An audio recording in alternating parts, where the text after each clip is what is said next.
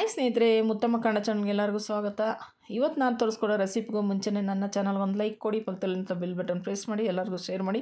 ನಾನು ಹಾಕೋ ಮೊದಲೇ ಮಾಡಿ ನಿಮ್ಗೆ ಬರುತ್ತೆ. ಇವತ್ತು ನಾನು ತೋರಿಸ್ಕೊಡ್ತಾ ಇರೋದು ಅವರೆಕಾಯಿ ಸೀಸನ್ ಇರೋದ್ರಿಂದ ಅವರೆಕಾಳು ಹುಳಿ ಮಾಡ್ಕೊತಿರಲ್ಲ, ಅವರೆಕಾಳು ಹುಳಿ ಮಾಡ್ಕೊಳಾಗ ನೋಡಿರಿ, ಎಳೆ ಕಾಯಿನ ಕೆಲವರು ಎತ್ತಿ ಬಿಸಾಕ್ಬಿಡ್ತಾರೆ. ಚೆನ್ನಾಗಿರಲ್ಲ ಸಾರಿಗೆ ಹಾಕಿದ್ರೆ ಅಂತ. ತುಂಬ ಚೆನ್ನಾಗಿರುತ್ತೆ, ರುಚಿಯಾಗಿರುತ್ತೆ. ಇದು ತಟ್ಟೆಕಾಯಿ ಅಂತಾರೆ ಹಳ್ಳಿಗಳ ಕಡೆ. ಸ್ವಲ್ಪ ಜನ ಇದನ್ನು ಅವರೆಕಾಯಿನ ಎಳೆಕಾಯಿನ ತಟ್ಟೆಕಾಯಿ ಅಂತಾರೆ. ಇದು ಎಳೆಕಾಯಿ. ಇದು ನೋಡಿ, ಅವರೆಕಾಳು ಜೊತೆಗೆ ಒಂದು ಸ್ವಲ್ಪ ಹಸಿ ಬಟಾಣಿ ತೊಗೊಂಡಿದ್ದೀನಿ, ಮತ್ತು ಅವರೆಕಾಯಿ ತೊಗೊಂಡಿದ್ದೀನಿ, ಅದೇ ತಟ್ಟೆಕಾಯಿ ತೊಗೊಂಡು ಇವತ್ತು ಹುಳಿ ಮಾಡೋದು ತೋರಿಸ್ಕೊಡ್ತಾಯಿದ್ದೀನಿ. ಹುಳಿ ಮಾಡೋದಕ್ಕೆ ಏನೇನು ತೊಗೋತಾ ಇದ್ದೀನಿ ನೋಡಿರಿ. ಒಂಚೂರು ಕೊತ್ತಂಬರಿ ಸೊಪ್ಪು ತೊಗೊಂಡಿದ್ದೀನಿ, ಅದ್ರ ಜೊತೆಗೆ ಒಂದು ನಾಟಿ ಟೊಮೊಟೊ ತೊಗೊಂಡಿದ್ದೀನಿ. ಹುಳಿಗೆಲ್ಲ ನಾಟಿ ಟೊಮೊಟೊನೇ ತುಂಬ ಚೆನ್ನಾಗಿರೋದು. ಅದ್ರ ಜೊತೆಗೆ ಒಂದು ಅರ್ಧ ಇಂಚಷ್ಟು ಶುಂಠಿ ತೊಗೊಂಡಿದ್ದೀನಿ.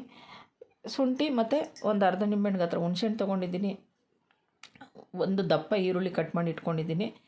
ಶುಂಠಿ ಏನಕ್ಕಂದರೆ ಕೆಲವ್ರಿಗೆ ಕಾಳು ತಿಂದರೆ ಗ್ಯಾಸ್ಟ್ರಿಕ್ ಬರುತ್ತಲ್ಲ, ಅದಕ್ಕೋಸ್ಕರ ಶುಂಠಿ ಒಂದು ಅರ್ಧ ಇಂಚ್ ಹಾಕ್ಕೊಳ್ಳಿ, ಹುಳಿ ಸಾರಿಗೆ ತುಂಬ ಚೆನ್ನಾಗಿರುತ್ತೆ. ಒಂದು 4 ಬೆಳ್ಳು ಅಗಲ ಅಷ್ಟು ಒಂದು ಸ್ವಲ್ಪ ಕೊಬ್ಬರಿ ತೊಗೊಂಡಿದ್ದೀನಿ. ಒಂದು ಸಣ್ಣ ಬೆಳ್ಳುಳ್ಳಿ ಬಿಡಿಸಿಟ್ಕೊಂಡಿದ್ದೀನಿ, ಅದಕ್ಕೆ ಮಿಕ್ಸಿಗೆ ಹಾಕ್ಕೊಳ್ಳೋದಕ್ಕೆ. ಇದೆಲ್ಲ ರುಬ್ಕೋಬೇಕಾಗುತ್ತೆ. 1.5 ಸ್ಪೂನಷ್ಟು ಹುಳಿ ಪುಡಿ, ಸಾಂಬಾರು ಪುಡಿ ತೆಗೆದಿಟ್ಕೊಂಡಿದ್ದೀನಿ. ಇದಿಷ್ಟು ಹಾಕ್ಕೊಂಡು ನೀವು ಸಾರು ಮಾಡ್ಕೊಂಡ್ರೆ ತುಂಬ ಚೆನ್ನಾಗಿರುತ್ತೆ. ಈ ತಟ್ಟೆಕಾಯಿ ಅಂತಾರಲ್ಲ, ಏನಕ್ಕೆ ಅದನ್ನೆಲ್ಲ ವೇಸ್ಟ್ ಮಾಡೋದು ನೋಡಿ, ಎಷ್ಟು ಹಸ್ರಾಗಿದೆ ನೋಡಿ. ಈಗ ಅದನ್ನು ನಾನು ಬೇಯಕ್ಕಿಡ್ತಾಯಿದ್ದೀನಿ ಒಲೆ ಮೇಲೆ. ಗ್ಯಾಸ್ ಅಂಟಿಸ್ಕೊಂಡು ಪಾತ್ರೆ ಇಟ್ಕೊಂಡು ನೋಡಿ, ಸ್ವಲ್ಪ ಕಾಳು ಕಡಿಮೆ ಇರೋದ್ರಿಂದ, ಹಸಿ ಬಟಾಣಿ ಸೀಸನ್ ಇರೋದ್ರಿಂದ ಹಸಿ ಬಟಾಣಿ ಒಂಚೂರು ಸೇರಿಸ್ಕೊತಾ ಇದ್ದೀನಿ ಜೊತೆಗೆ ಹುಳಿಗೆ, ಚೆನ್ನಾಗಿರುತ್ತೆ. ಈಗ ಅದಕ್ಕೆ ಎಷ್ಟು ನೀರು ಬೇಕು ಅಷ್ಟು ನೀರು ಸೇರಿಸ್ಕೊಂಡು ಅದನ್ನು ನಾನು ಬೇಯಕ್ಕಿಡ್ತಾಯಿದ್ದೀನಿ. ಕಾಳನ್ನ ಮತ್ತು ಕಾಯಿನ ನೋಡಿರಿ, ಬರೀ ಕಾಯಿ ಹೆಂಗೆ ಕಾಣಿಸ್ತಾ ಇದೆ ನೋಡಿ. ಆ ಕಾಯಿ ಯಾಕೆ ನೀವು ಸಾರು ಮಾಡ್ಕೊಂಡು ತಿನ್ನಿರಿ, ಎಷ್ಟು ಚೆನ್ನಾಗಿರುತ್ತೆ ಅಂದರೆ, ಸಾರು ರುಚಿನೇ ತುಂಬ ಚೆನ್ನಾಗಿರುತ್ತೆ, ತಿನ್ನೋದಕ್ಕೆ ಅಷ್ಟೇ ಚೆನ್ನಾಗಿರುತ್ತೆ. ಈಗ ಅದಕ್ಕೆ ರುಚಿಗೆ ತಕ್ಕಷ್ಟು ಉಪ್ಪು ಹಾಕ್ಕೊಂಡು ಒಂಚೂರು ಅರಿಶಿನ ಹಾಕಿ ಅದನ್ನು ನಾನು ಒಂದು ಪ್ಲೇಟ್ ಹಾಕಿ ಬೇಯಕ್ಕಿಡ್ತಾಯಿದ್ದೀನಿ. ಮುಚ್ಚಿಬಿಟ್ಟು ಬೇಯಕ್ಕಿಡ್ತಾಯಿದ್ದೀನಿ ಸಣ್ಣ ಉರಿಯಲ್ಲಿ. ಈಗ ನಾನು ಮಸಾಲೆ ನಿಮ್ಗೆ ಏನು ತೋರಿಸ್ಕೊಟ್ಟಿದ್ನೋ ಪ್ಲೇಟಲ್ಲಿ ಇಟ್ಕೊಂಡು ಅದನ್ನೆಲ್ಲ ಸೇರಿಸ್ಕೊತಾ ಇದ್ದೀನಿ. ಇನ್ನೊಂದು ಸಲ ನೋಡ್ಕೊಳ್ಳಿ ನೀವು, ಯಾಕಂದರೆ ನಾನು ಪದೇ ಹೇಳ್ತೀನಿ, ಯಾವುದೇ ಅಡುಗೆ ಆಗಲಿ ಅದ್ರ ಮೇಲೆ ಗಮನ ಕೊಟ್ಟು ಪ್ರೀತಿಯಿಂದ ಮಾಡಿದ್ರೆ ಎಲ್ಲ ಅಡುಗೆನೂ ರುಚಿಯಾಗೇ ಇರುತ್ತೆ ತಿನ್ನೋದಕ್ಕೆ. ಈಗ ನಾನು ಏನೇನು ತೊಗೊಂಡು ಪ್ಲೇಟಲ್ಲಿ ತೋರಿಸಿದ್ನೋ, ಈರುಳ್ಳಿ, ಬೆಳ್ಳುಳ್ಳಿ ಮತ್ತು ಕೊಬ್ಬರಿ, ಶುಂಠಿ, ಟೊಮೊಟೊ, ಹುಣಸೆಹಣ್ಣು, ಮತ್ತು ಹುಳಿ ಪುಡಿ, ಸಾಂಬಾರು ಪುಡಿ ಅಂತಾರಲ್ಲ, ಕೆಲವರು ಹುಳಿ ಪುಡಿ ಅಂತಾರೆ, ಕೆಲವರು ಸಾಂಬಾರು ಪುಡಿ ಅಂತಾರೆ, ಒಂಚೂರು ಕೊತ್ತಂಬರಿ ಸೊಪ್ಪು, ಇದನ್ನೆಲ್ಲ ಹಾಕ್ಕೊಂಡು ಈಗ ನಾನು ಇದನ್ನು ಸ್ವಲ್ಪ ಕಾಳು ಹಾಕ್ಕೊಂಡು ರುಬ್ಕೋಬೇಕಲ್ಲ, ಇದನ್ನು ನಾನು ಸ್ವಲ್ಪ ಸೈಡ್ಗೆ ಇಟ್ಕೊತೀನಿ. ಕಾಳು ಬೇಯಬೇಕಲ್ಲ, ಸೈಡ್ಗೆ ಇಟ್ಕೊತೀನಿ. ಈಗ ನಾನು ಕಾಳು ಬೆಂದಿದೆಯಾ ಅಂತ ನೋಡ್ತೀನಿ, ಪ್ಲೇಟ್ ತೆಗೆದು ನೋಡಿ ಎಷ್ಟು ಚೆನ್ನಾಗಿ ಕಲರ್ ಚೇಂಜ್ ಆಗಿದೆ ನೋಡಿ. ಇನ್ನೂ ನಾವು ಮಸಾಲೆ ಹಾಕೋಕ್ಕೆ ಮುಂಚೆನೇ ಕಾಯಿ ಇದು ನೀರು ನೋಡಿ ಎಷ್ಟು ಗ್ರೀನ್ ಕಲರ್ ಬಂದಿದೆ. ಇದೆಲ್ಲ ನಮಗೆ ಆರೋಗ್ಯಕ್ಕೆ ತುಂಬಾ ಒಳ್ಳೆಯದು.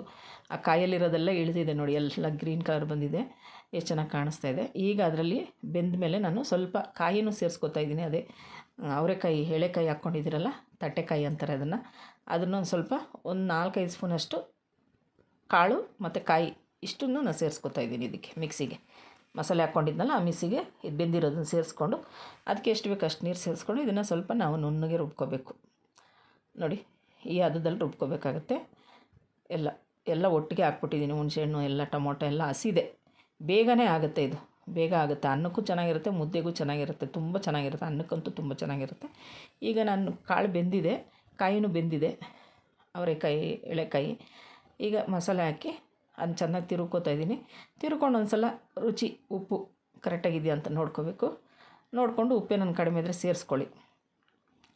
ಯಾಕಂದರೆ ಈ ಥರ ಸಾರುಗಳೆಲ್ಲನೂ ಮನೇಲಿ ಮಾಡ್ಕೊಂಡು ತಿನ್ನೋದ್ರಿಂದ ಎಷ್ಟು ರುಚಿ ಇರುತ್ತೆ ಗೊತ್ತಾ. ಹಳ್ಳಿಗಳ ಕಡೆ ಎಲ್ಲ ಈ ಕಾಯಿಗಳು ಹಾಕಿ ಬಸ್ಸಾರು ಮಾಡೋರು.